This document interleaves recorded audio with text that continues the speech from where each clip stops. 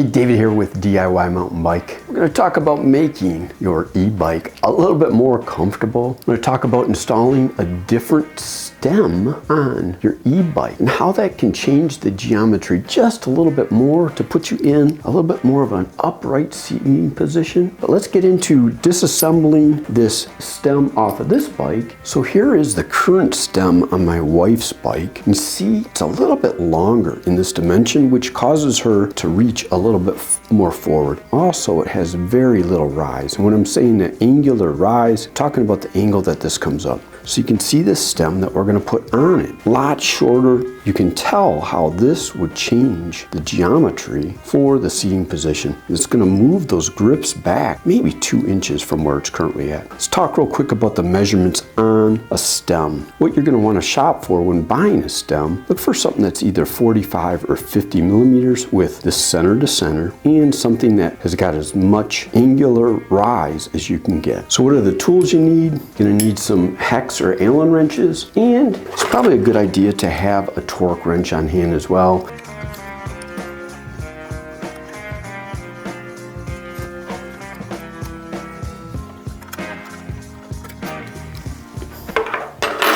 All right, at this point, the stem is pretty much off. You just slide that guy off, get our new stem and put it on. Oh, this is perfect. I'm going to be able to show you one of the concerns that you might have if you're doing this type of thing. So we're going to slide this guy back on so I can show you something here. If you look inside our stem, you're going to notice that there is probably 5-6 millimeters between the top of the stem and the top of the steer tube. That gap is what allows you to pull the bearing assembly together. So as we put this new stem on, and we don't have as much gap between the top of the stem and the top of the steer tube. That's where a headset spacers come in. These are different size shims that you put on the top of the steer tube in order to create the correct gap. So we're going to add what looks like about a 3 millimeter shim. Just drop that guy on, put our stem on. You're going to see we've got about 4 millimeters of gap now.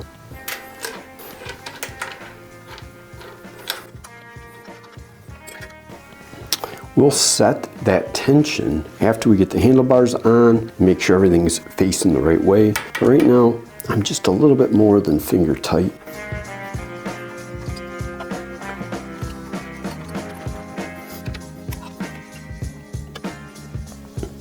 So right now what I'm looking at is this gap right here. I'm trying to keep that even between the top and the bottom. Applies a nice even amount of pressure.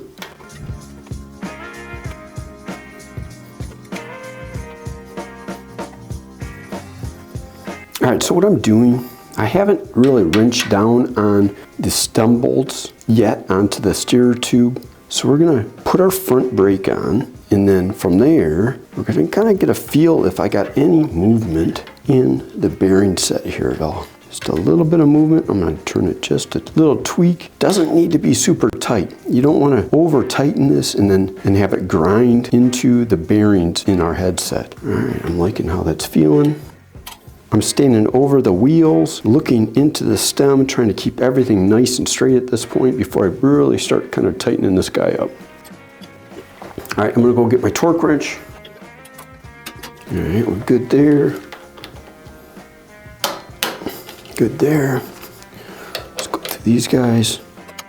All right, our stem is on. So here we got it. We've got our new stem on the bike. Definitely, I can feel a difference. I'm going to show some before and after pictures to demonstrate how my posture changed by swapping out this stem. Definitely moved the handlebars back a little bit, moved them up a little bit. I'm able to get a more upright position.